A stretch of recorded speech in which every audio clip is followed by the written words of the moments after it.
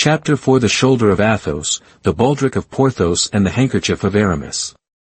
D'Artagnan, in a state of fury, crossed the antechamber at 3 bounds, and was darting toward the stairs, which he reckoned upon descending 4 at a time, when, in his heedless course, he ran head foremost against a musketeer who was coming out of one of M. de Treville's private rooms, and striking his shoulder violently, made him utter a cry, or rather a howl. "Excuse me," said D'Artagnan, endeavoring to resume his course, "excuse me, but I am in a hurry." Scarcely had he descended the first stair, when a hand of iron seized him by the belt and stopped him. "You are in a hurry," said the musketeer, as pale as a sheet. "Under that pretense you run against me. You say, 'Excuse me,' and you believe that is sufficient. Not at all, my young man. Do you fancy because you have heard Monsieur de Treville speak to us a little cavalierly today that other people are to treat us as he speaks to us? Undeceive yourself, comrade, you are not Monsieur de Treville." "My faith," replied D'Artagnan, recognizing Athos, who, after the dressing performed by the doctor, was returning to his own apartment. "I did not do it intentionally, and not doing it intentionally, I said, 'Excuse me.' It appears to me that this is quite enough. I repeat to you, however, and this time on my word of honor, I think perhaps too often, that I am in haste, great haste. Leave your hold, then, I beg of you, and let me go where my business calls me." "Monsieur," said Athos, letting him go, "you are not polite, it is easy to perceive that you come from a distance." D'Artagnan had already strode down 3 or 4 stairs, but at Athos's last remark he stopped short. "Morbleu, monsieur," said he, "however far I may come, it is not you who can give me a lesson in good manners, I warn you." "Perhaps," said Athos. "Ah! If I were not in such haste, and if I were not running after someone," said D'Artagnan. "Monsieur man in a hurry, you can find me without running, me, you understand." "And where, I pray you?" "Near the Carmes des Chalks." "At what hour?" "About noon." "About noon? That will do, I will be there. Endeavor not to make me wait, for at 12:15 I will cut off your ears as you run." "Good," cried D'Artagnan, "I will be there 10 minutes before 12. And he set off running as if the devil possessed him, hoping that he might yet find the stranger, whose slow pace could not have carried him far. But at the street gate, Porthos was talking with the soldier on guard. Between the 2 talkers there was just enough room for a man to pass. D'Artagnan thought it would suffice for him, and he sprang forward like a dart between them. But D'Artagnan had reckoned without the wind. As he was about to pass, the wind blew out Porthos's long cloak, and D'Artagnan rushed straight into the middle of it. Without doubt, Porthos had reasons for not abandoning this part of his vestments, for instead of quitting his hold on the flap in his hand, he pulled it toward him, so that D'Artagnan rolled himself up in the velvet by a movement of rotation explained by the persistency of Porthos. D'Artagnan, hearing the musketeer swear, wished to escape from the cloak, which blinded him, and sought to find his way from under the folds of it. He was particularly anxious to avoid marring the freshness of the magnificent baldric we are acquainted with, but on timidly opening his eyes, he found himself with his nose fixed between the 2 shoulders of Porthos, that is to say, exactly upon the baldric. Alas, like most things in this world which have nothing in their favor but appearances, the baldric was glittering with gold in the front, but was nothing but simple buff behind. Vainglorious as he was, Porthos could not afford to have a baldric wholly of gold, but had at least half. One could comprehend the necessity of the cold and the urgency of the cloak. "Bless me," cried Porthos, making strong efforts to disembarrass himself of D'Artagnan, who was wriggling about his back. "You must be mad to run against people in this manner." "Excuse me," said D'Artagnan, reappearing under the shoulder of the giant, "but I am in such haste, I was running after someone And do you always forget your eyes when you run?" asked Porthos. "No," replied D'Artagnan, piqued, "and thanks to my eyes, I can see what other people cannot see." Whether Porthos understood him or did not understand him, giving way to his anger, "Monsieur," said he, "you stand a chance of getting chastised if you rub musketeers in this fashion." "Chastised, monsieur," said D'Artagnan, "the expression is strong. It is one that becomes a man accustomed to look his enemies in the face." "Ah, pardieu! I know full well that you don't turn your back to yours. And the young man, delighted with his joke, went away laughing loudly. Porthos foamed with rage, and made a movement to rush after D'Artagnan. Presently, cried the latter, when you haven't your cloak on. At 1 o'clock, then, behind the Luxembourg. Very well, at 1 o'clock, then, replied D'Artagnan, turning the angle of the street. But neither in the street he had passed through, nor in the one which his eager glance pervaded, could he see anyone. However slowly the stranger had walked, he was gone on his way, or perhaps had entered some house. D'Artagnan inquired of everyone he met with, went down to the ferry, came up again by the Rue de Seine, and the Red Cross, but nothing, absolutely nothing. This chase was, however, advantageous to him in one sense, for in proportion as the perspiration broke from his forehead, his heart began to cool. He began to reflect upon the events that had passed. They were numerous and inauspicious. It was scarcely 11 o'clock in the morning, and yet this morning had already brought him into disgrace with M. de Treville, who could not fail to think the manner in which D'Artagnan had left him a little cavalier. Besides this, he had drawn upon himself 2 good duels with 2 men, each capable of killing 3 D'Artagnans, with 2 Musketeers, in short, with 2 of those beings whom he esteemed so greatly that he placed them in his mind and heart above all other men. The outlook was sad. Sure of being killed by Athos, it may easily be understood that the young man was not very uneasy about Porthos. As hope, however, is the last thing extinguished in the heart of man, he finished by hoping that he might survive, even though with terrible wounds, in both these duels, and in case of surviving, he made the following reprehensions upon his own conduct. What a madcap I was, and what a stupid fellow I am. That brave and unfortunate Athos was wounded on that very shoulder against which I must run head foremost, like a ram. The only thing that astonishes me is that he did not strike me dead at once. He had good cause to do so, the pain I gave him must have been atrocious.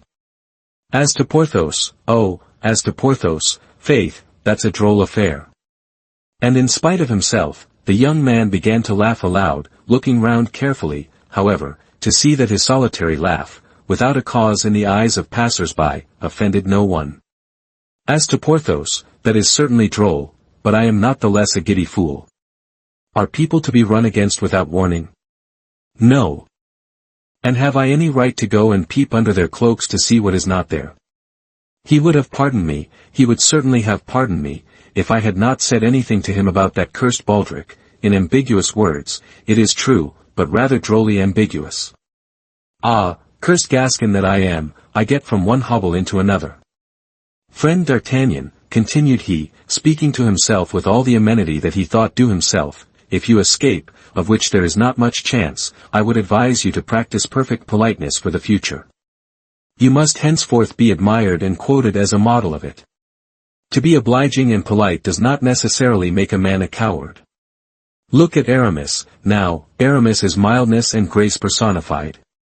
Well, did anybody ever dream of calling Aramis a coward? No, certainly not, and from this moment I will endeavor to model myself after him. Ah! That's strange. Here he is. D'Artagnan, walking and soliloquizing, had arrived within a few steps of the Hôtel d'Arguillon and in front of that hotel perceived Aramis, chatting gaily with 3 gentlemen, but as he had not forgotten that it was in presence of this young man that M. de Treville had been so angry in the morning, and as a witness of the rebuke the Musketeers had received was not likely to be at all agreeable, he pretended not to see him. D'Artagnan, on the contrary, quite full of his plans of conciliation and courtesy, approached the young men with a profound bow, accompanied by a most gracious smile. All 4, besides, immediately broke off their conversation. D'Artagnan was not so dull as not to perceive that he was one too many, but he was not sufficiently broken into the fashions of the gay world to know how to extricate himself gallantly from a false position, like that of a man who begins to mingle with people he is scarcely acquainted with and in a conversation that does not concern him.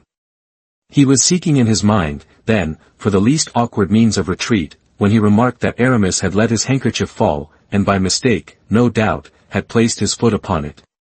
This appeared to be a favorable opportunity to repair his intrusion. He stooped, and with the most gracious air he could assume, drew the handkerchief from under the foot of the musketeer in spite of the efforts the latter made to detain it, and holding it out to him, said, "I believe, monsieur, that this is a handkerchief you would be sorry to lose." The handkerchief was indeed richly embroidered, and had a coronet and arms at one of its corners. Aramis blushed excessively, and snatched rather than took the handkerchief from the hand of the Gascon. "Ah, ah," cried one of the guards, "will you persist in saying, most discreet Aramis, that you are not on good terms with Madame de Bois Tracy, when that gracious lady has the kindness to lend you one of her handkerchiefs?" Aramis darted at D'Artagnan one of those looks which inform a man that he has acquired a mortal enemy.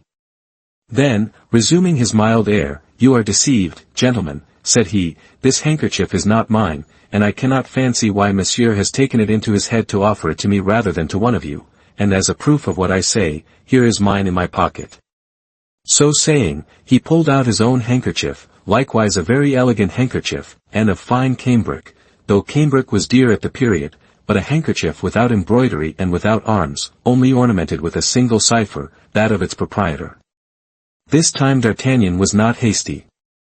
He perceived his mistake, but the friends of Aramis were not at all convinced by his denial, and one of them addressed the young musketeer with affected seriousness.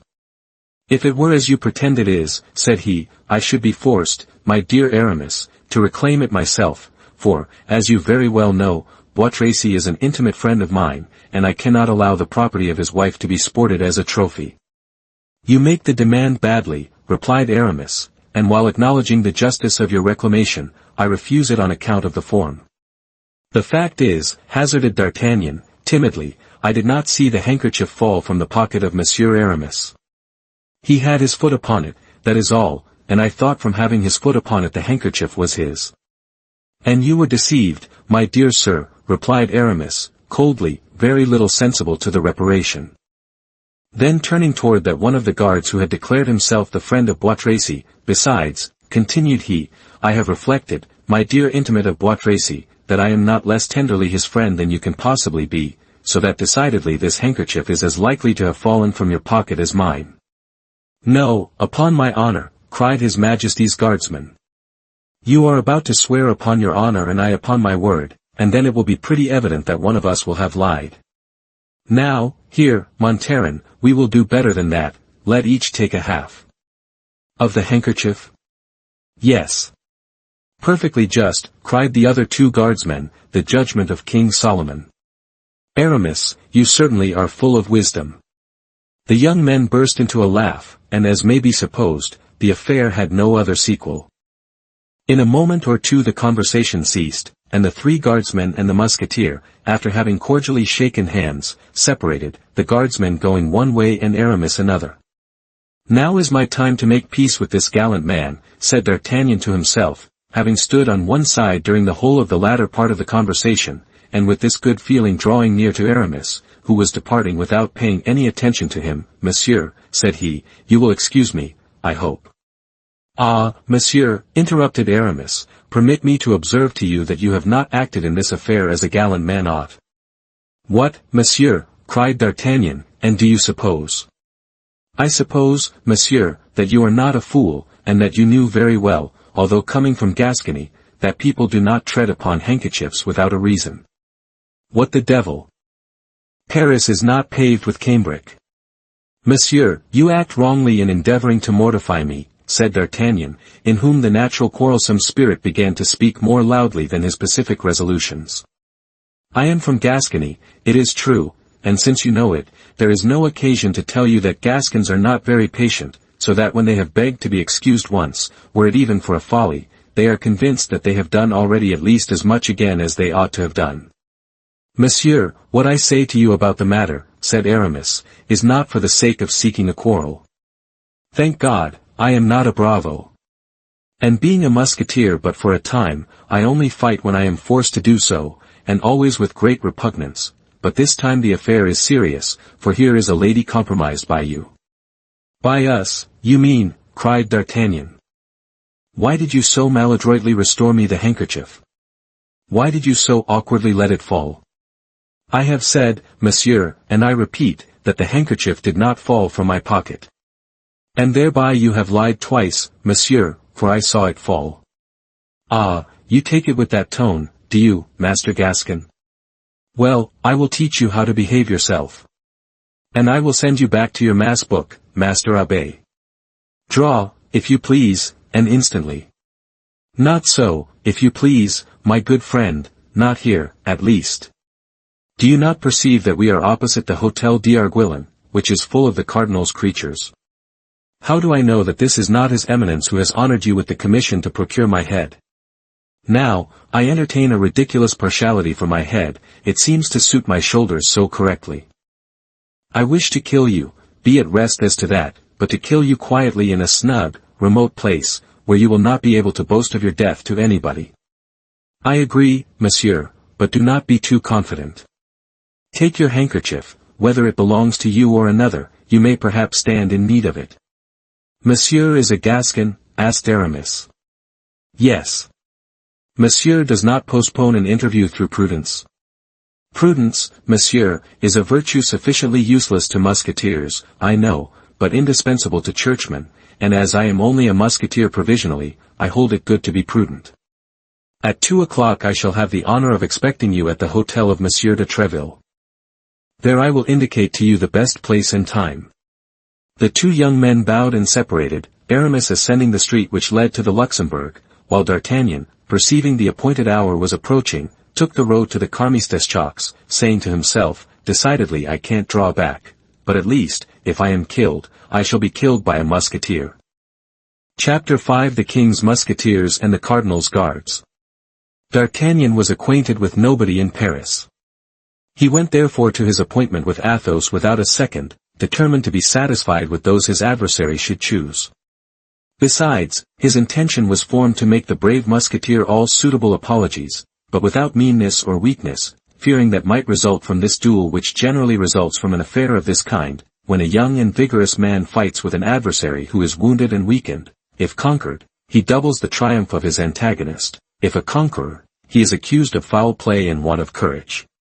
Now, we must have badly painted the character of our adventure-seeker, or our readers must have already perceived that D'Artagnan was not an ordinary man. Therefore, while repeating to himself that his death was inevitable, he did not make up his mind to die quietly, as one less courageous and less restrained might have done in his place. He reflected upon the different characters of those with whom he was going to fight, and began to view his situation more clearly. He hoped, by means of loyal excuses, to make a friend of Athos, whose lordly air and austere bearing pleased him much. He flattered himself he should be able to frighten Porthos with the adventure of the baldric, which he might, if not killed upon the spot, relate to everybody, a recital which, well managed, would cover Porthos with ridicule. As to the astute Aramis, he did not entertain much dread of him, and supposing he should be able to get so far, he determined to dispatch him in good style, or at least, by hitting him in the face, as Caesar recommended his soldiers do to those of Pompey, to damage forever the beauty of which he was so proud. In addition to this, D'Artagnan possessed that invincible stock of resolution which the counsels of his father had implanted in his heart: endure nothing from anyone but the king, the cardinal, and Monsieur de Treville. He flew, then, rather than walked, toward the convent of the Carmisteschoks, or rather Deschoks, as it was called at that period, a sort of building without a window, surrounded by barren fields, an accessory to the prosclerks, and which was generally employed as the place for the duels of men who had no time to lose. When D'Artagnan arrived in sight of the bare spot of ground which extended along the foot of the monastery, Athos had been waiting about 5 minutes, and 12 o'clock was striking.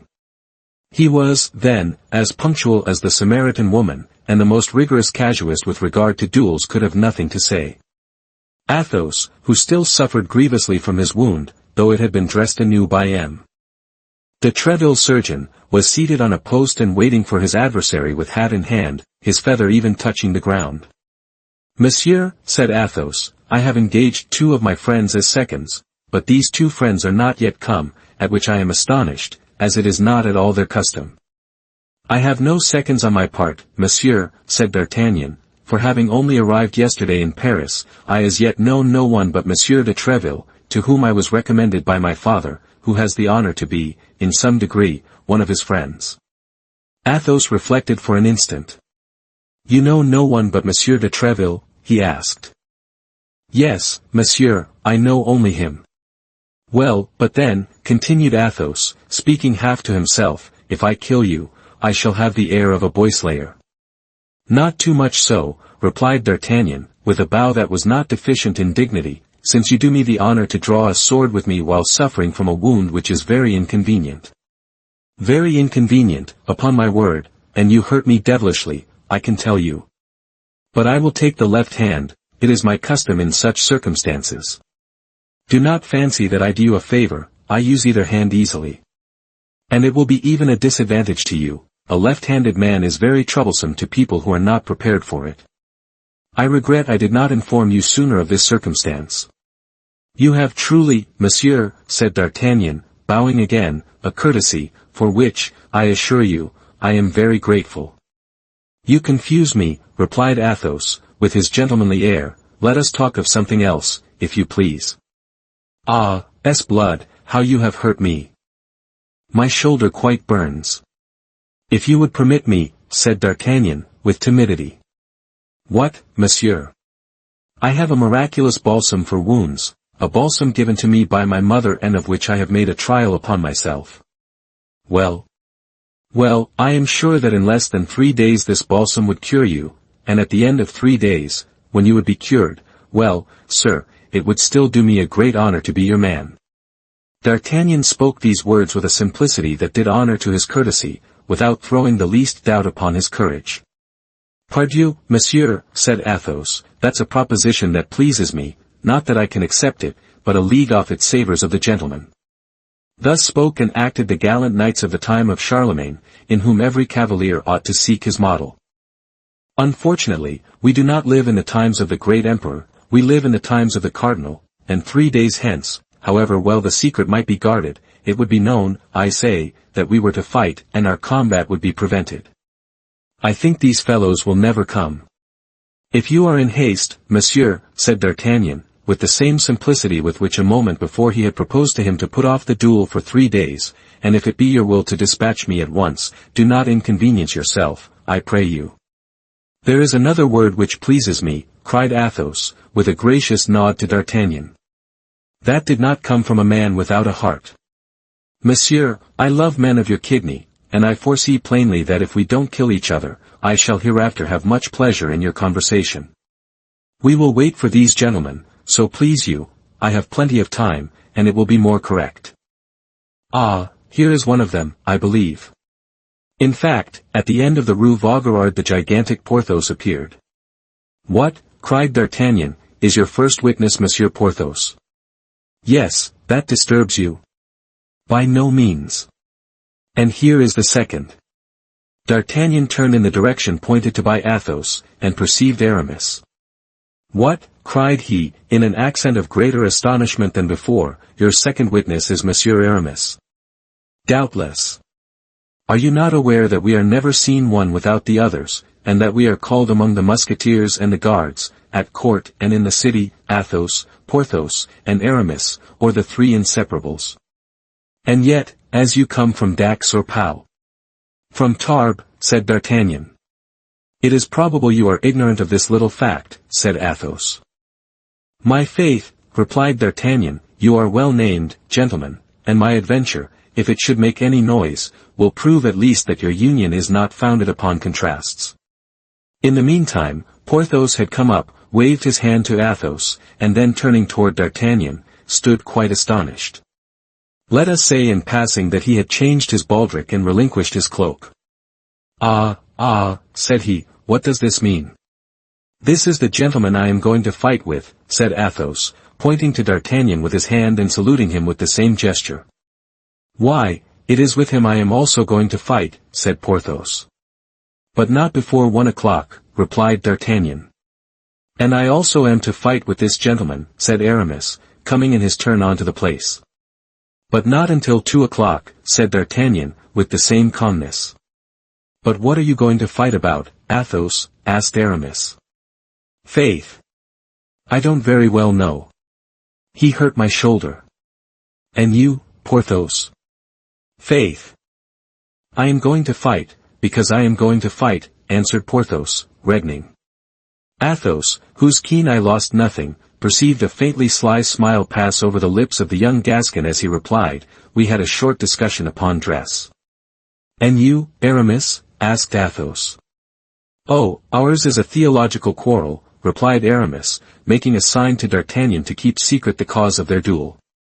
Athos indeed saw a second smile on the lips of D'Artagnan. "Indeed," said Athos. "Yes, a passage of Saint Augustine, upon which we could not agree," said the Gascon.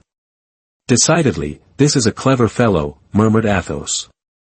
"And now you are assembled, gentlemen," said D'Artagnan, "permit me to offer you my apologies." At this word apologies, a cloud passed over the brow of Athos, a haughty smile curled the lip of Porthos, and a negative sign was the reply of Aramis. "You do not understand me, gentlemen," said D'Artagnan, throwing up his head, the sharp and bold lines of which were at the moment gilded by a bright ray of the sun. "I ask to be excused in case I should not be able to discharge my debt to all three, for Monsieur Athos has the right to kill me first, which must much diminish the face value of your bill, Monsieur Porthos, and render yours almost null, Monsieur Aramis. And now, gentlemen, I repeat, excuse me, but on that account only, and, on guard." At these words, with the most gallant air possible, D'Artagnan drew his sword. The blood had mounted to the head of D'Artagnan, and at that moment he would have drawn his sword against all the musketeers in the kingdom as willingly as he now did against Athos, Porthos, and Aramis. It was midday. The sun was in its zenith, and the spot chosen for the scene of the duel was exposed to its full ardor. "It is very hot," said Athos, drawing his sword in its turn, "and yet I cannot take off my doublet, for I just now felt my wound begin to bleed again, and I should not like to annoy Monsieur with the sight of blood which he has not drawn from me himself." "That is true, Monsieur," replied D'Artagnan, "and whether drawn by myself or another, I assure you I shall always view with regret the blood of so brave a gentleman. I will therefore fight in my doublet, like yourself." "Come, come, enough of such compliments," cried Porthos. "Remember, we are waiting for our turns." "Speak for yourself when you are inclined to utter such incongruities," interrupted Aramis. "For my part, I think what they say is very well said, and quite worthy of two gentlemen." "When you please, monsieur," said Athos, putting himself on guard. "I waited your orders," said D'Artagnan, crossing swords. But scarcely had the two rapiers clashed, when a company of the guards of his eminence, commanded by M. de Jussac, turned the corner of the convent. "The cardinal's guards," cried Aramis and Porthos at the same time. "Sheath your swords, gentlemen, sheath your swords." But it was too late. The two combatants had been seen in a position which left no doubt of their intentions. "Halloo!" cried Jussac, advancing toward them and making a sign to his men to do so likewise. "Halloo, musketeers! Fighting here, are you? And the edicts? What has become of them?" "You are very generous, gentlemen of the guards," said Athos, full of rancor, for Jussac was one of the aggressors of the preceding day. "If we were to see you fighting, I can assure you that we would make no effort to prevent you. Leave us alone, then, and you will enjoy a little amusement without cost to yourselves." "Gentlemen," said Jussac, "it is with great regret that I pronounce the thing impossible. Duty before everything. Sheath, then, if you please, and follow us." "Monsieur," said Aramis, parodying Jussac, "it would afford us great pleasure to obey your polite invitation if it depended upon ourselves, but unfortunately the thing is impossible. Monsieur de Treville has forbidden it." "Pass on your way, then, it is the best thing to do." This raillery exasperated Jussac. "We will charge upon you, then," said he, "if you disobey."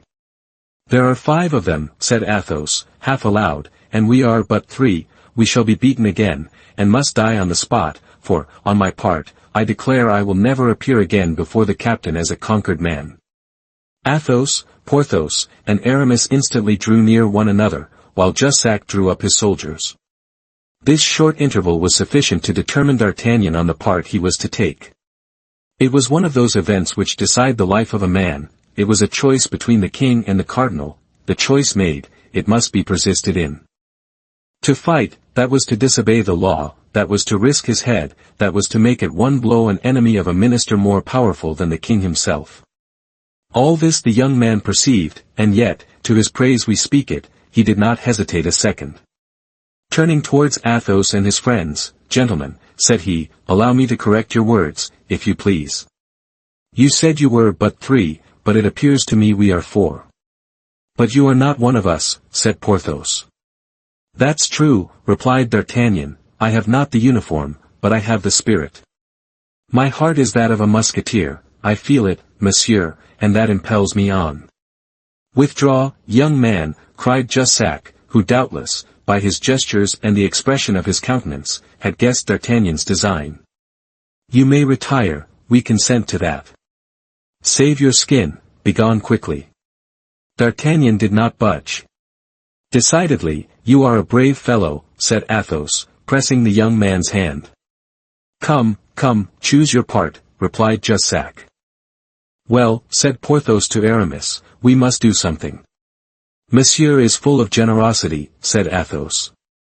But all 3 reflected upon the youth of D'Artagnan, and dreaded his inexperience. We should only be 3, one of whom is wounded, with the addition of a boy, resumed Athos, and yet it will not be the less said we were 4 men. Yes, but to yield, said Porthos. That is difficult, replied Athos. D'Artagnan comprehended their irresolution. Try me, gentlemen, said he, and I swear to you by my honor that I will not go hence if we are conquered. What is your name, my brave fellow, said Athos. D'Artagnan, monsieur. Well, then, Athos, Porthos, Aramis, and D'Artagnan, forward, cried Athos. Come, gentlemen, have you decided, cried Jussac for the 3rd time. It is done, gentlemen, said Athos. And what is your choice, asked Jussac. We are about to have the honor of charging you, replied Aramis, lifting his hat with one hand and drawing his sword with the other. Ah! You resist, do you? cried Jussac. S'blood, does that astonish you? And the 9 combatants rushed upon each other with a fury which however did not exclude a certain degree of method.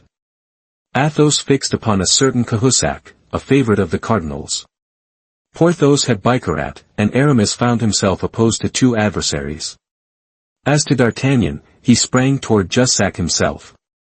The heart of the young Gascon beat as if it would burst through his side, not from fear, God be thanked, he had not the shade of it, but with emulation. He fought like a furious tiger, turning 10 times round his adversary, and changing his ground and his guard 20 times. Jussac was, as was then said, a fine blade, and had had much practice, nevertheless it required all his skill to defend himself against an adversary who, active and energetic, departed every instant from received rules, attacking him on all sides at once, and yet parrying like a man who had the greatest respect for his own epidermis. This contest at length exhausted Jussac's patience. Furious at being held in check by one whom he had considered a boy, he became warm and began to make mistakes. D'Artagnan, who though wanting in practice had a sound fury, redoubled his agility. Jussac, anxious to put an end to this, springing forward, aimed a terrible thrust at his adversary, but the latter parried it, and while Jussac was recovering himself, glided like a serpent beneath his blade, and passed his sword through his body. Jussac fell like a dead mass. D'Artagnan then cast an anxious and rapid glance over the field of battle. Aramis had killed one of his adversaries, but the other pressed him warmly. Nevertheless, Aramis was in a good situation, and able to defend himself. Bicarat and Porthos had just made counter-hits. Porthos had received a thrust through his arm, and Bicarat one through his thigh. But neither of these 2 wounds was serious, and they only fought more earnestly. Athos, wounded anew by Cahusac, became evidently paler, but did not give way a foot. He only changed his sword hand, and fought with his left hand. According to the laws of dueling at that period, D'Artagnan was at liberty to assist whom he pleased. While he was endeavoring to find out which of his companions stood in greatest need, he caught a glance from Athos. The glance was of sublime eloquence. Athos would have died rather than appeal for help, but he could look, and with that look ask assistance. D'Artagnan interpreted it, with a terrible bound he sprang to the side of Cahusac, crying, "To me, Monsieur Guardsman, I will slay you." Cahusac turned. It was time, for Athos, whose great courage alone supported him, sank upon his knee. "S'blood," cried he to D'Artagnan, "do not kill him, young man, I beg of you. I have an old affair to settle with him when I am cured and sound again. Disarm him only, make sure of his sword. That's it. Very well done. The exclamation was drawn from Athos by seeing the sword of Cahusac fly 20 paces from him. D'Artagnan and Cahusac sprang forward at the same instant, the one to recover, the other to obtain, the sword, but D'Artagnan, being the more active, reached it first and placed his foot upon it. Cahusac immediately ran to the guardsman whom Aramis had killed, seized his rapier, and returned toward D'Artagnan, but on his way he met Athos, who during his relief which D'Artagnan had procured him had recovered his breath, and who, for fear that D'Artagnan would kill his enemy, wished to resume the fight. D'Artagnan perceived that it would be disobliging Athos not to leave him alone, and in a few minutes Cahusac fell, with a sword thrust through his throat. At the same instant Aramis placed his sword point on the breast of his fallen enemy, and forced him to ask for mercy. There only then remained Porthos and Bicarat. Porthos made 1,000 flourishes, asking Bicarat what o'clock it could be, and offering him his compliments upon his brother's having just obtained a company in the regiment of Navarre, but, jest as he might, he gained nothing. Bicarat was one of those iron men who never fell dead. Nevertheless, it was necessary to finish. The watch might come up and take all the combatants, wounded or not, royalists or cardinalists. Athos, Aramis, and D'Artagnan surrounded Bicarat, and required him to surrender. Though alone against all and with a wound in his thigh, Bicarat wished to hold out, but Jussac, who had risen upon his elbow, cried out to him to yield. Bicarat was a Gascon, as D'Artagnan was, he turned a deaf ear, and contented himself with laughing, and between two parries finding time to point to a spot of earth with his sword, "Here," cried he, parodying a verse of the Bible, "here will Bicarat die, for I only am left, and they seek my life. But there are 4 against you, leave off, I command you." "Ah, if you command me, that's another thing," said Bicarat. "As you are my commander, it is my duty to obey." And springing backward, he broke his sword across his knee to avoid the necessity of surrendering it, threw the pieces over the convent wall, and crossed his arms, whistling a cardinalist air. Bravery is always respected, even in an enemy. The musketeers saluted Bicarat with their swords, and returned them to their sheaths. D'Artagnan did the same. Then, assisted by Bicarat, the only one left standing, they bore Jussac, Cahusac, and one of Aramis's adversaries who was only wounded, under the porch of the convent. The 4th, as we have said, was dead. They then rang the bell, and carrying away 4 swords out of 5, they took their road, intoxicated with joy, toward the hotel of M. de Treville. They walked arm in arm, occupying the whole width of the street and taking in every musketeer they met, so that in the end it became a triumphal march. The heart of D'Artagnan swam in delirium, he marched between Athos and Porthos, pressing them tenderly. "If I am not yet a musketeer," said he to his new friends, as he passed through the gateway of M. de Treville's hotel, "at least I have entered upon my apprenticeship, haven't I?" Chapter 6 His Majesty King Louis XIII. This affair made a great noise. M. de Treville scolded his musketeers in public and congratulated them in private, but as no time was to be lost in gaining the king, M. de Treville hastened to report himself at the Louvre. It was already too late. The king was closeted with the cardinal, and M. de Treville was informed that the king was busy and could not receive him at that moment. In the evening M. de Treville attended the king's gaming table. The king was winning, and as he was very avaricious, he was in an excellent humor.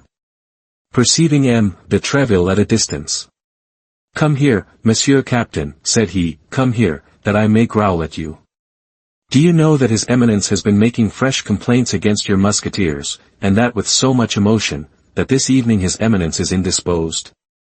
Ah, these musketeers of yours are very devils, fellows to be hanged." "No, sire," replied Treville, who saw at the first glance how things would go, "on the contrary, they are good creatures, as meek as lambs, and have but one desire, I'll be their warranty. And that is that their swords may never leave their scabbards but in your Majesty's service." "But what are they to do?" "The guards of Monsieur the Cardinal are forever seeking quarrels with them, and for the honor of the corps even, the poor young men are obliged to defend themselves." "Listen to Monsieur de Treville," said the king, "listen to him. Would not one say he was speaking of a religious community? In truth, my dear captain, I have a great mind to take away your commission and give it to Mademoiselle de Kemerault, to whom I promised an abbey. But don't fancy that I am going to take you on your bare word.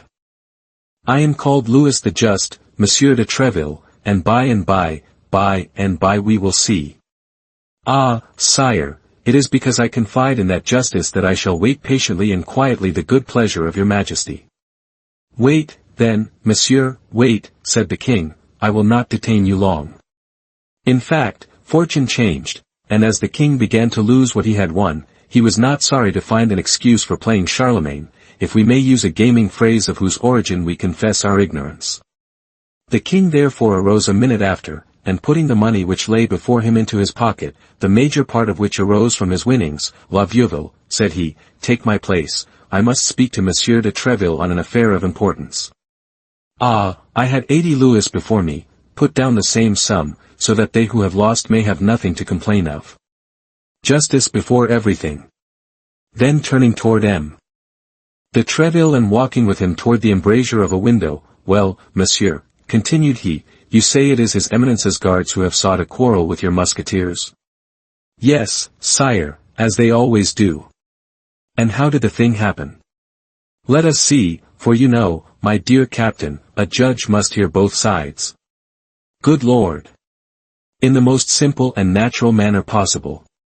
3 of my best soldiers, whom your majesty knows by name, and whose devotedness you have more than once appreciated, and who have, I dare affirm to the king, his service much at heart, 3 of my best soldiers, I say, Athos, Porthos, and Aramis, had made a party of pleasure with a young fellow from Gascony, whom I had introduced to them the same morning. The party was to take place at St.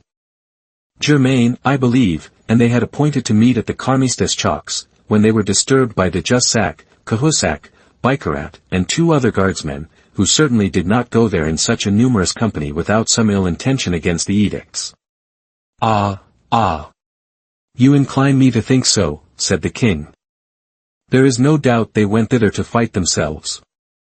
I do not accuse them, sire, but I leave your majesty to judge what 5 armed men could possibly be going to do in such a deserted place as the neighborhood of the convent de Carmes. Yes, you are right, Treville, you are right. Then, upon seeing my musketeers they changed their minds, and forgot their private hatred for partisan hatred, for your majesty cannot be ignorant that the musketeers, who belong to the king and nobody but the king, are the natural enemies of the guardsmen, who belong to the cardinal. Yes, Treville, yes, said the king, in a melancholy tone, and it is very sad, believe me, to see thus 2 parties in France, 2 heads to royalty. But all this will come to an end, Treville, will come to an end. You say, then, that the guardsmen sought a quarrel with the musketeers?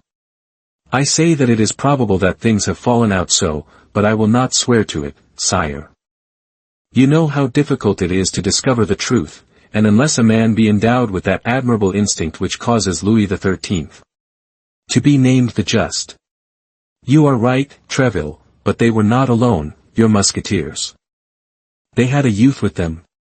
Yes, sire, and 1 wounded man, so that 3 of the king's musketeers, 1 of whom was wounded, and a youth not only maintained their ground against 5 of the most terrible of the cardinal's guardsmen, but absolutely brought 4 of them to earth. Why, this is a victory, cried the king, all radiant, a complete victory. Yes, sire, as complete as that of the bridge of Sceaux. 4 men, 1 of them wounded, and a youth, say you. 1 hardly a young man, but who, however, behaved himself so admirably on this occasion that I will take the liberty of recommending him to your majesty. How does he call himself? D'Artagnan, sire, he is the son of one of my oldest friends, the son of a man who served under the king your father, of glorious memory, in the Civil War. And you say this young man behaved himself well? Tell me how, Treville, you know how I delight in accounts of war and fighting. And Louis XIII twisted his mustache proudly, placing his hand upon his hip. Sire, resumed Treville, as I told you, Monsieur d'Artagnan is little more than a boy, and as he has not the honor of being a musketeer, he was dressed as a citizen. The guards of the cardinal, perceiving his youth and that he did not belong to the corps, invited him to retire before they attacked. So you may plainly see, Treville, interrupted the king, it was they who attacked. That is true, sire, there can be no more doubt on that head. They called upon him then to retire, but he answered that he was a musketeer at heart, entirely devoted to your majesty, and that therefore he would remain with Messrs the Musketeers. Brave young man, murmured the king. Well, he did remain with them, and your majesty has in him so firm a champion that it was he who gave Jussac the terrible sword thrust which has made the cardinal so angry. He who wounded Jussac, cried the king, he, a boy. Treville, that's impossible. It is as I have the honor to relate it to your majesty. Jussac, one of the first swordsmen in the kingdom. Well, sire, for once he found his master. I will see this young man, Treville, I will see him, and if anything can be done, well, we will make it our business. When will your majesty deign to receive him? Tomorrow, at midday, Treville. Shall I bring him alone? No, bring me all four together. I wish to thank them all at once. Devoted men are so rare, Treville, by the back staircase. It is useless to let the cardinal know. Yes, sire. You understand, Treville, an edict is still an edict, it is forbidden to fight, after all. But this encounter, sire, is quite out of the ordinary conditions of a duel. It is a brawl, and the proof is that there were 5 of the cardinal's guardsmen against my 3 musketeers and Monsieur d'Artagnan. That is true, said the king, but never mind, Treville, come still by the back staircase. Treville smiled, but as it was indeed something to have prevailed upon this child to rebel against his master, he saluted the king respectfully, and with this agreement, took leave of him. That evening the 3 musketeers were informed of the honor accorded them. As they had long been acquainted with the king, they were not much excited, but D'Artagnan, with his Gascon imagination, saw in it his future fortune, and passed the night in golden dreams. By 8 o'clock in the morning he was at the apartment of Athos. D'Artagnan found the musketeer dressed and ready to go out. As the hour to wait upon the king was not till 12, he had made a party with Porthos and Aramis to play a game at tennis in a tennis court situated near the stables of the Luxembourg. Athos invited D'Artagnan to follow them, and although ignorant of the game, which he had never played, he accepted, not knowing what to do with his time from 9 o'clock in the morning, as it then scarcely was, till 12. The 2 musketeers were already there, and were playing together. Athos, who was very expert in all bodily exercises, passed with D'Artagnan to the opposite side and challenged them, but at the first effort he made, although he played with his left hand, he found that his wound was yet too recent to allow of such exertion. D'Artagnan remained, therefore, alone, and as he declared he was too ignorant of the game to play it regularly, they only continued giving balls to one another without counting. But one of these balls, launched by Porthos' Herculean hand, passed so close to D'Artagnan's face that he thought that if, instead of passing near, it had hit him, his audience would have been probably lost, as it would have been impossible for him to present himself before the king. Now, as upon this audience, in his Gascon imagination, depended his future life, he saluted Aramis and Porthos politely, declaring that he would not resume the game until he should be prepared to play with them on more equal terms, and went and took his place near the cord and in the gallery. Unfortunately for D'Artagnan, among the spectators was one of his Eminence's guardsmen, who, still irritated by the defeat of his companions, which had happened only the day before, had promised himself to seize the first opportunity of avenging it. He believed this opportunity was now come and addressed his neighbor. It is not astonishing that that young man should be afraid of a ball, for he is doubtless a musketeer apprentice.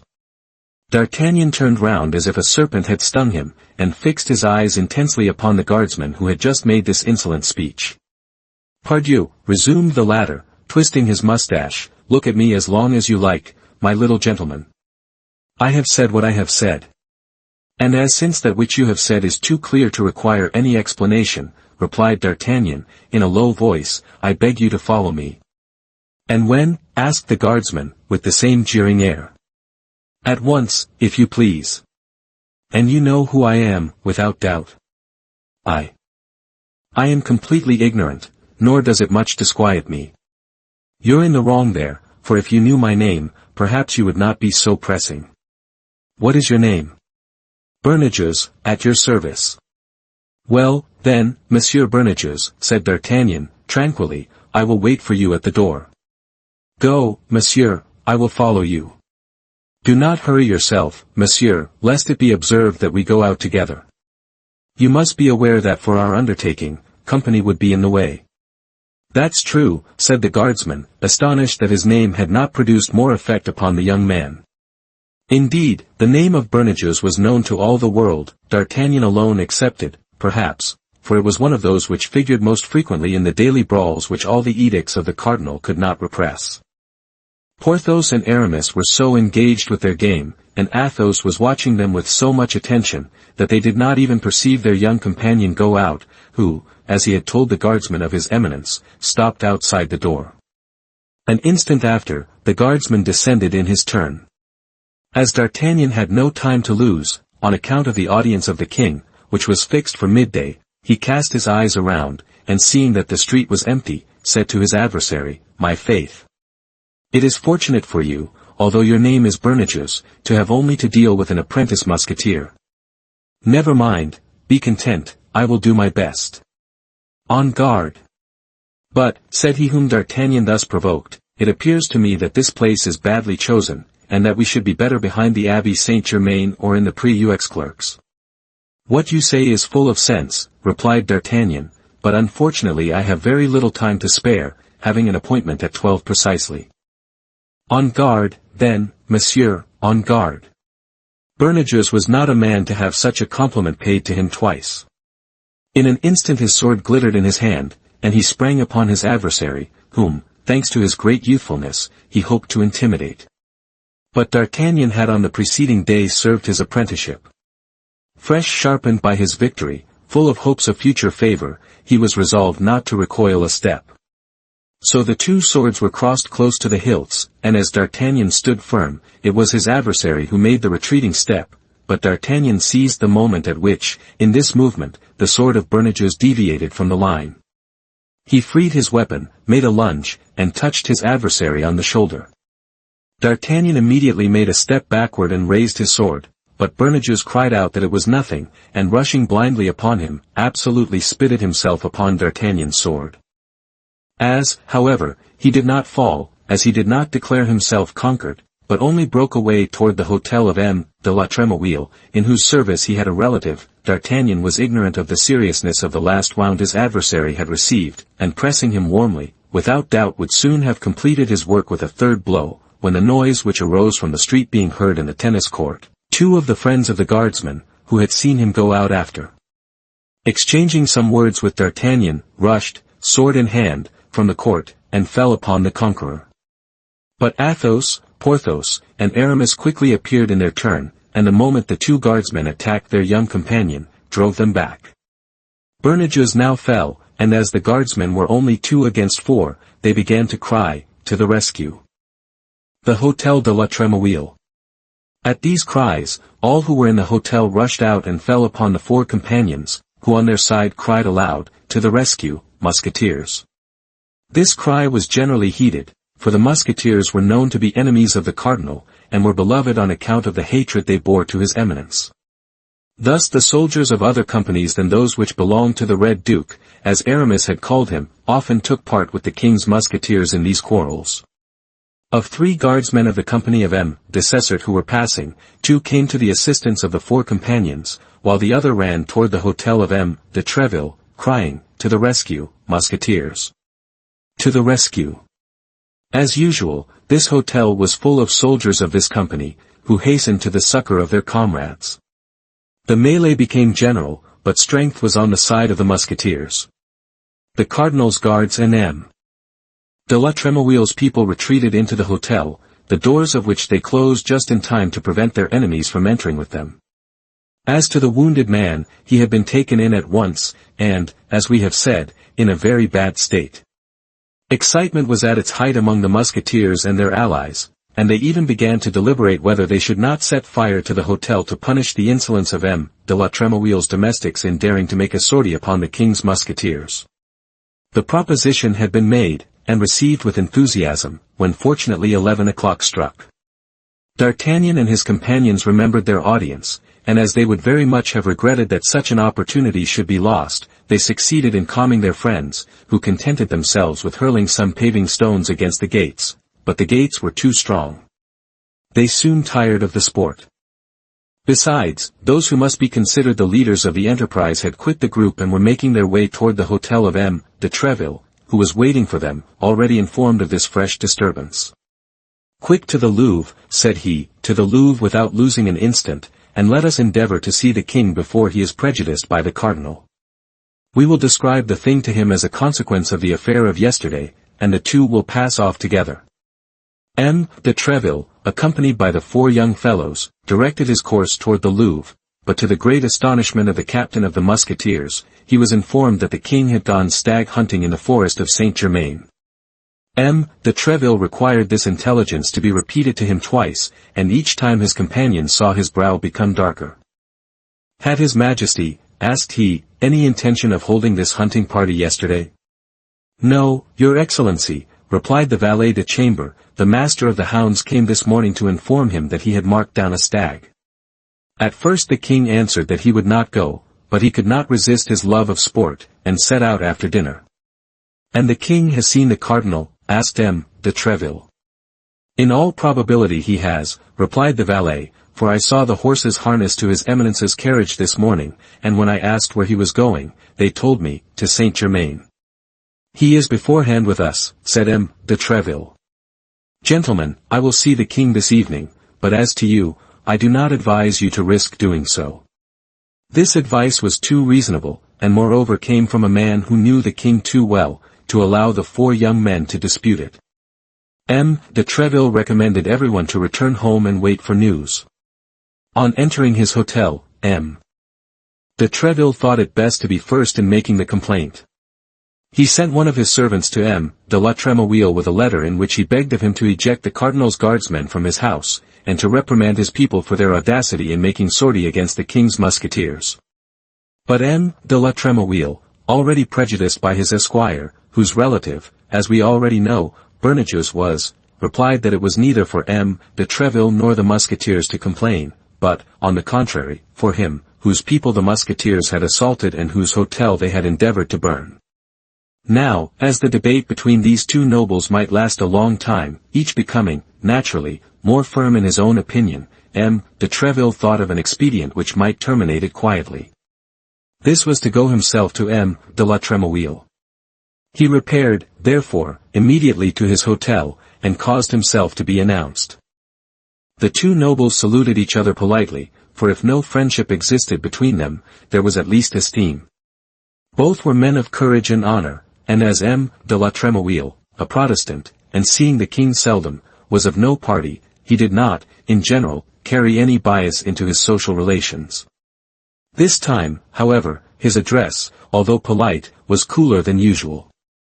"Monsieur," said M. de Treville, "we fancy that we have each cause to complain of the other, and I am come to endeavor to clear up this affair."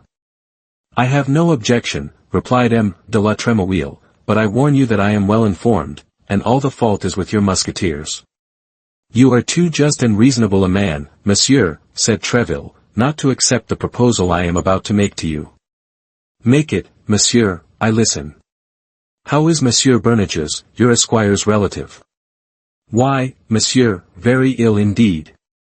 In addition to the sword thrust in his arm, which is not dangerous, he has received another right through his lungs, of which the doctor says bad things." "But has the wounded man retained his senses?" "Perfectly." "Does he talk?" "With difficulty, but he can speak."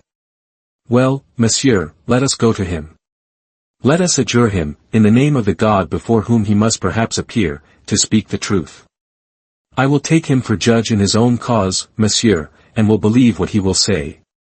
M. de la Trémouille reflected for an instant, then as it was difficult to suggest a more reasonable proposal, he agreed to it.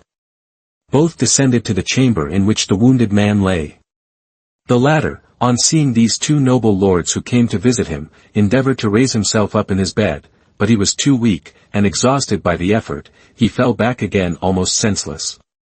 M. de la Trémouille approached him, and made him inhale some salts, which recalled him to life. Then M. de Treville, unwilling that it should be thought that he had influenced the wounded man, requested M. de la Trémouille to interrogate him himself. That happened which M. de Treville had foreseen. Placed between life and death, as Bernajoux was, he had no idea for a moment of concealing the truth, and he described to the two nobles the affair exactly as it had passed. This was all that de Treville wanted. He wished Bernajoux a speedy convalescence, took leave of de la Tremouille, returned to his hotel, and immediately sent word to the four friends that he awaited their company at dinner. De Treville entertained good company, wholly anti-cardinalist, though. It may easily be understood, therefore, that the conversation during the whole of dinner turned upon the two checks that His Eminence's guardsmen had received.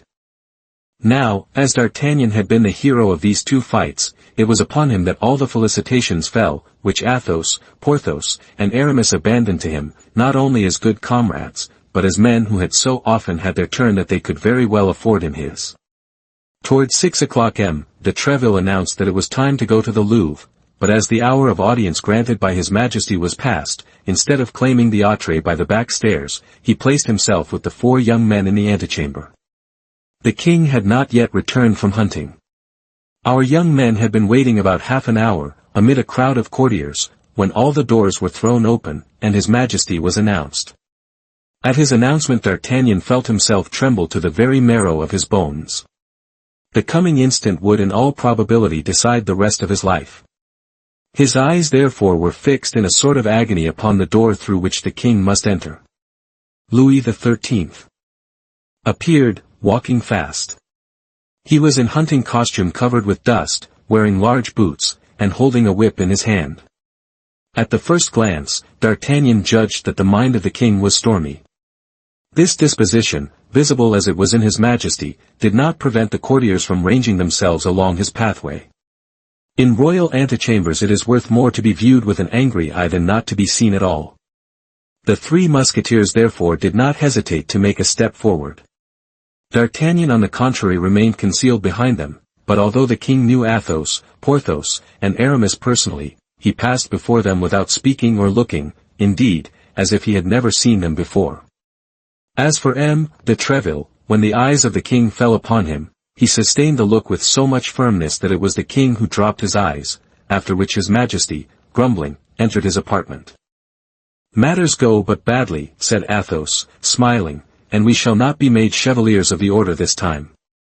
"Wait here 10 minutes, said de Treville, "and if at the expiration of 10 minutes you do not see me come out, return to my hotel, for it will be useless for you to wait for me longer." The four young men waited 10 minutes, a quarter of an hour, 20 minutes, and seeing that de Treville did not return, went away very uneasy as to what was going to happen.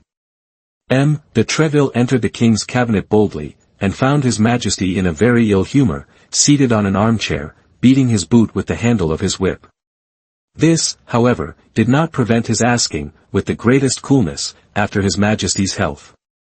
"Bad, monsieur, bad," replied the king, "I am bored." This was, in fact, the worst complaint of Louis XIII, who would sometimes take one of his courtiers to a window and say, "Monsieur so-and-so, let us weary ourselves together." "How? Your Majesty is bored? Have you not enjoyed the pleasures of the chase today?" "A fine pleasure, indeed, monsieur. Upon my soul, everything degenerates, and I don't know whether it is the game which leaves no scent, or the dogs that have no noses. We started a stag of 10 branches. We chased him for 6 hours, and when he was near being taken, when Street Simon was already putting his horn to his mouth to sound the halali, crack, all the pack takes the wrong scent and sets off after a 2-year-older. I shall be obliged to give up hunting, as I have given up hawking. Ah, I am an unfortunate king, Monsieur de Treville. I had but one gerfalcon, and he died day before yesterday. Indeed, sire, I wholly comprehend your disappointment. The misfortune is great, but I think you have still a good number of falcons, sparrow-hawks, and tiercels. And not a man to instruct them. Falconers are declining. I know no one but myself who is acquainted with the noble art of venery. After me it will all be over, and people will hunt with gins, snares, and traps. If I had but the time to train pupils. But there is the cardinal always at hand, who does not leave me a moment's repose, who talks to me about Spain, who talks to me about Austria, who talks to me about England. Ah! À propos of the cardinal, Monsieur de Treville, I am vexed with you. This was the chance at which M. de Treville waited for the king. He knew the king of old, and he knew that all these complaints were but a preface, a sort of excitation to encourage himself, and that he had now come to his point at last. "And in what have I been so unfortunate as to displease your majesty?" asked M. de Treville, feigning the most profound astonishment. "Is it thus you perform your charge, monsieur?" continued the king, without directly replying to de Treville's question. "Is it for this I name you captain of my musketeers, that they should assassinate a man, disturb a whole quarter, and endeavor to set fire to Paris, without your saying a word? But yet," continued the king, "undoubtedly my haste accuses you wrongfully, without doubt the rioters are in prison, and you come to tell me justice is done."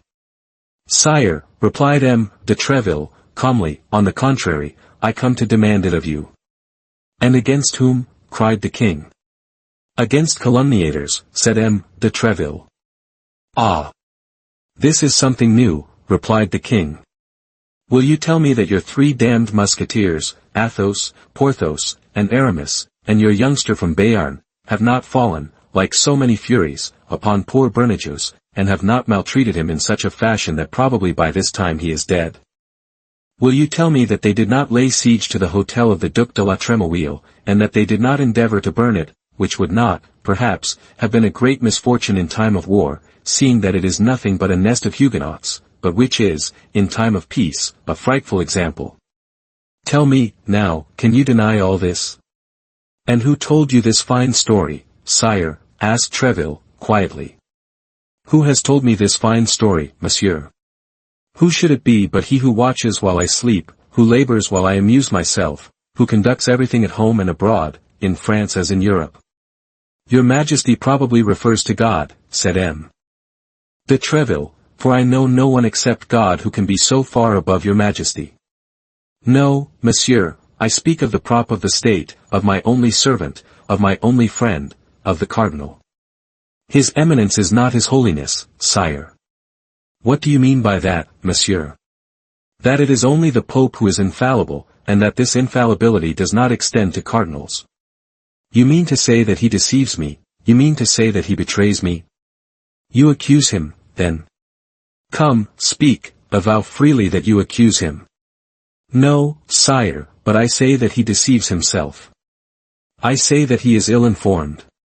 I say that he has hastily accused your Majesty's musketeers, toward whom he is unjust, and that he has not obtained his information from good sources. The accusation comes from Monsieur de la Trémouille, from the Duke himself. What do you say to that?" "I might answer, sire, that he is too deeply interested in the question to be a very impartial witness, but so far from that, sire, I know the Duke to be a royal gentleman, and I refer the matter to him, but upon one condition, sire." "What?" "It is that your Majesty will make him come here, will interrogate him yourself, tête-à-tête, without witnesses, and that I shall see your Majesty as soon as you have seen the Duke." "What, then?" "You will bind yourself," cried the king, "by what Monsieur de la Trémouille shall say." "Yes, sire." "You will accept his judgment?" "Undoubtedly." "And you will submit to the reparation he may require?" "Certainly." "Le Chesnay," said the king.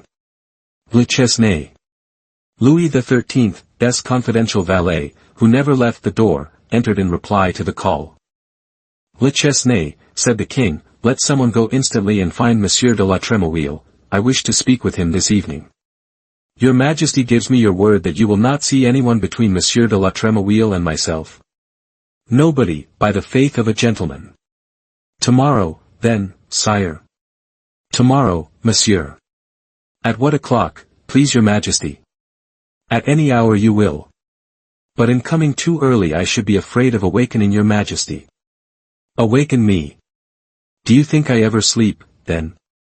"I sleep no longer, monsieur. I sometimes dream, that's all." "Come, then, as early as you like, at 7 o'clock, but beware, if you and your musketeers are guilty." "If my musketeers are guilty, sire, the guilty shall be placed in your Majesty's hands, who will dispose of them at your good pleasure. Does your Majesty require anything further?" "Speak, I am ready to obey." "No, monsieur, no, I am not called Louis the Just without reason." "Tomorrow, Then, monsieur, tomorrow. Till then, God preserve your majesty.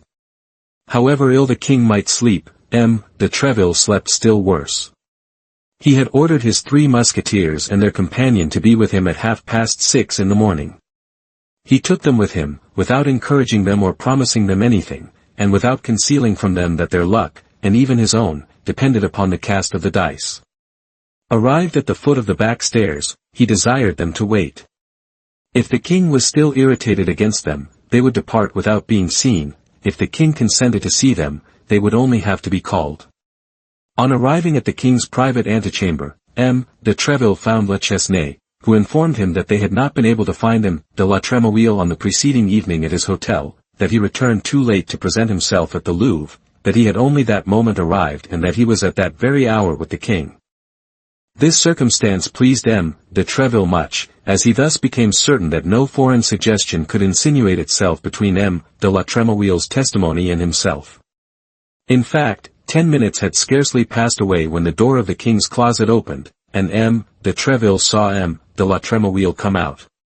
The duke came straight up to him, and said, Monsieur de Treville, His Majesty has just sent for me in order to inquire respecting the circumstances which took place yesterday at my hotel. I have told him the truth, that is to say, that the fault lay with my people, and that I was ready to offer you my excuses. Since I have the good fortune to meet you, I beg you to receive them, and to hold me always as one of your friends. Monsieur the Duke, said M. de Treville, I was so confident of your loyalty that I required no other defender before His Majesty than yourself. I find that I have not been mistaken, and I thank you that there is still one man in France of whom may be said, without disappointment, what I have said of you. That's well said, cried the king, who had heard all these compliments through the open door. Only tell him, Treville, since he wishes to be considered your friend, that I also wish to be one of his, but he neglects me, that it is nearly 3 years since I have seen him, and that I never do see him unless I send for him. Tell him all this for me, for these are things which a king cannot say for himself. Thanks, sire, thanks, said the duke, but your majesty may be assured that it is not those. I do not speak of Monsieur de Treville, whom your majesty sees at all hours of the day that are most devoted to you. Ah! You have heard what I said. So much the better, Duke, so much the better, said the king, advancing toward the door. Ah! It is you, Treville. Where are your musketeers? I told you the day before yesterday to bring them with you, why have you not done so? They are below, sire, and with your permission Le Chesnay will bid them come up. Yes, yes, let them come up immediately. It is nearly 8 o'clock, and at 9 I expect a visit. Go, Monsieur Duke, and return often. Come in, Treville. The Duke saluted and retired. At the moment he opened the door, the 3 musketeers and D'Artagnan, conducted by Le Chesnay, appeared at the top of the staircase. Come in, my braves, said the king, come in, I am going to scold you. The musketeers advanced, bowing, D'Artagnan following closely behind them. What the devil, continued the king. 7 of his Eminence's guards placed hors de combat by you 4 in 2 days. That's too many, gentlemen, too many. If you go on so, His Eminence will be forced to renew his company in 3 weeks, and I to put the edicts in force in all their rigor. 1 now and then I don't say much about, but 7 in 2 days, I repeat, it is too many, it is far too many.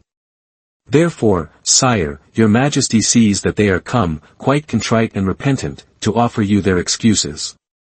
Quite contrite and repentant. Hem, said the king. I place no confidence in their hypocritical faces. In particular, there is one yonder of a Gascon look. Come hither, monsieur. D'Artagnan, who understood that it was to him this compliment was addressed, approached, assuming a most deprecating air. Why, you told me he was a young man. This is a boy, Treville, a mere boy. Do you mean to say that it was he who bestowed that severe thrust at Jussac? And those 2 equally fine thrusts at Bernajoux? Truly. Without reckoning, said Athos, that if he had not rescued me from the hands of Cahusac, I should not now have the honor of making my very humble reverence to your majesty. Why he is a very devil, this Bernays. Ventre Saint-Gris, Monsieur de Treville, as the king my father would have said. But at this sort of work, many doublets must be slashed and many swords broken. Now, Gascons are always poor, are they not? Sire, I can assert that they have hitherto discovered no gold mines in their mountains, though the Lord owes them this miracle in recompense for the manner in which they supported the pretensions of the king your father. Which is to say that the Gascons made a king of me, myself, seeing that I am my father's son, is it not, Treville? Well, happily, I don't say nay to it. Le Chesnay, go and see if by rummaging all my pockets you can find 40 pistoles, and if you can find them, bring them to me. And now let us see, young man, with your hand upon your conscience, how did all this come to pass?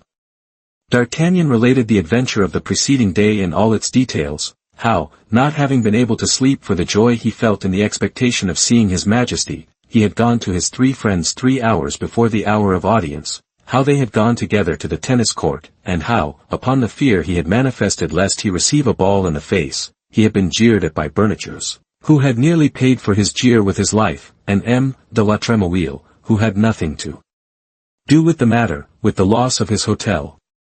This is all very well, murmured the king, yes, this is just the account the Duke gave me of the affair. Poor Cardinal. 7 men in 2 days, and those of his very best. But that's quite enough, gentlemen, please to understand, that's enough. You have taken your revenge for the Rue Ferou, and even exceeded it, you ought to be satisfied. If your Majesty is so, said Treville, we are. Oh, yes, I am, added the king, taking a handful of gold from Le Chesnay, and putting it into the hand of D'Artagnan. Here, said he, is a proof of my satisfaction. At this epoch, the ideas of pride which are in fashion in our days did not prevail. A gentleman received, from hand to hand, money from the king, and was not the least in the world humiliated. D'Artagnan put his 40 pistoles into his pocket without any scruple, on the contrary, thanking his Majesty greatly. There, said the king, looking at a clock, there, now, as it is 8:30, you may retire, for as I told you, I expect someone at 9. Thanks for your devotedness, gentlemen. I may continue to rely upon it, may I not? Oh, sire, cried the 4 companions, with one voice, we would allow ourselves to be cut to pieces in your Majesty's service.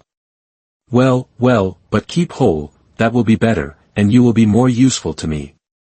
Treville, added the king, in a low voice, as the others were retiring, as you have no room in the Musketeers, and as we have besides decided that a novitiate is necessary before entering that corps, place this young man in the company of the guards of Monsieur de Cessert, your brother-in-law.